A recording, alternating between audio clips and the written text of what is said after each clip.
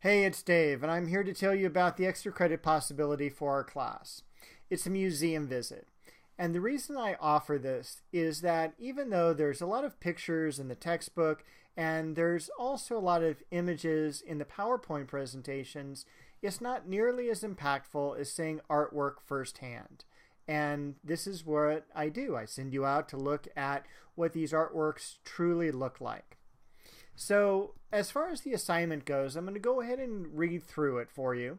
From the list below, you need to choose one museum to visit. You want to make sure that you plan your visit carefully, as museums have variable days and hours of admission. Consider the travel time, because none of these museums are really close to our area here in Rancho Cucamonga. The price for admission as well as for parking, because if you take a lot of people with you, because I usually recommend going with friends and family, it can begin to get pretty pricey. But there are certain museums that are more student friendly that you can get in and see some great artwork for very low to no cost. Basically, what I want you to do for this assignment is to go to one of the specified museums and basically just hang out for an hour and kind of absorb the vibe and interact with the artwork.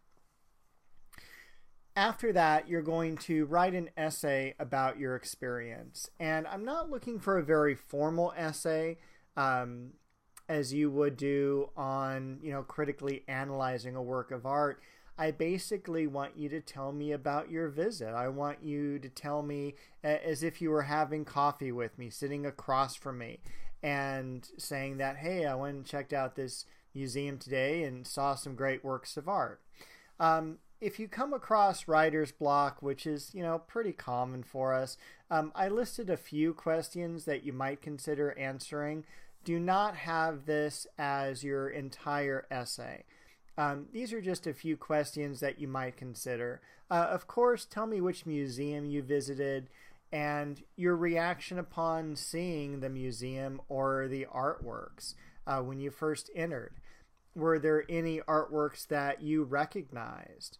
If we were in Art 5, you might even recognize some of the artists.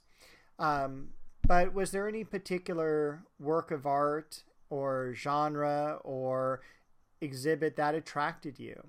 What did you like the most or least about your visit? And were you able to apply anything you learned during the semester to your visit? And did you have predispositions or stereotypes of museums or perhaps the people who attend museums prior to your visit?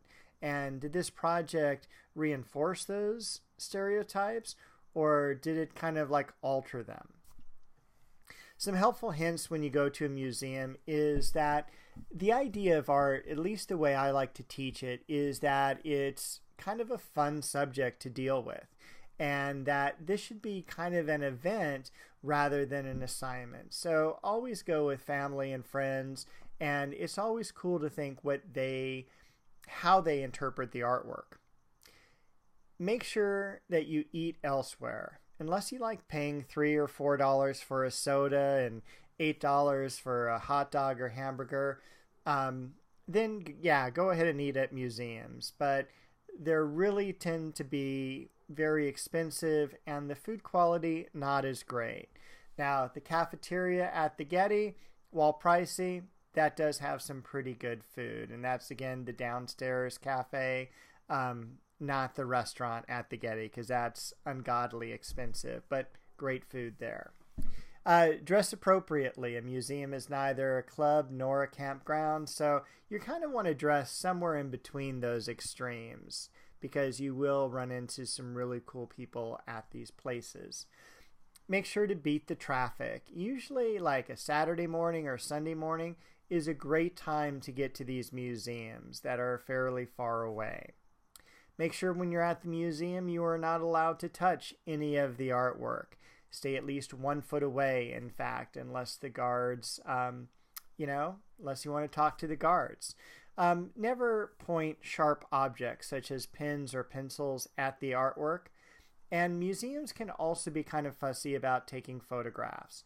First off, don't ever take photographs with the flash on. That can actually damage the mediums that the artworks are created in. Not only that, it'll disturb people around you. And usually the rule is that you cannot take images of artwork that is on loan or in exhibitions. If you ever have a question, make sure to just ask one of the security guards and they'll tell you yes or no whether you can take a photograph or not. And also, don't talk on cell phones in the galleries. Now, you have one of 3 museums you can visit, and it's up to you. The one I do recommend, though, because it has the widest range of art, is the Los Angeles County Museum of Art. And it's on the west side of LA, on Wilshire, between Fairfax and La Brea. I'm a little biased because I did work there for a few years, but I just think they have the greatest selection of art. It has art from all the ancient civilizations that we cover, and it also has art from more contemporary times too. It's a place where you could spend an entire day and just have a great time. Besides that, there's the Getty Villa, which is not the Getty on top of the hill in Santa Monica. This one's like right off of PCH in Pacific Palisades. Admission is free. Parking is $15. You do have to make reservations for the Getty Villa, though. Now, the LA County Museum of Art, let me go back to that for a minute, is fairly pricey. The last time I checked, it was about $15. $10 with student ID just to get in, and then parking was like $12. So, you know, you're barely there and you spend $25, you know, just to go. It's definitely worth the price, no doubt about that. But also check out for, you know, any holiday days that it may be less expensive. And I think after 5 o'clock on certain days, it's pay what you wish. So if there's some financial issues, definitely check that out as well. And you can usually get in at a cheaper price. I think Bank of America also has some type of deal with the LA County Museum of Art. Then we have the Norton Simon Museum, and this one is great for everyone's budget. If you're a student and you bring student ID, it's free admission, it's free parking to everyone, and so I really like to recommend going to this museum because they are student friendly. However, this is a small museum, and it's not like tiny by any means. It'll take you a couple hours to go through it, but it is a private museum. It's owned by Mr. Norton Simon, and his interests were very much in modern and contemporary art. There is some art from ancient civilizations right up through the 13th, 14th century, but there's not a whole lot. But to get you to go out to a museum, this is the closest that is decent to go to. And, you know, if that's where you go, that's cool with me. I think it's a great museum, and we're very well worth the experience. Now, there is a fourth alternative, and I know this project, especially in the shortened summertime, we have to kind of act quickly. But if you happen to be going on vacation somewhere during the next few weeks, there's a major museum in the city where you're going, drop me a note. And if you want to go to a museum there, you know, that should be okay, but always run it by me first. And again, you will not receive credit for any other museum that you go to that's not on this list without first being okayed by me. The Riverside Art Museum, unfortunately, I'm sorry, there's no way that would count. It's just too small, and it doesn't have any of the artifacts we really study. Same thing with the regular Getty Museum on top of the hill. It's just not enough of the material we're covering in Art 3. The essay that you turn in is going to be a page in length.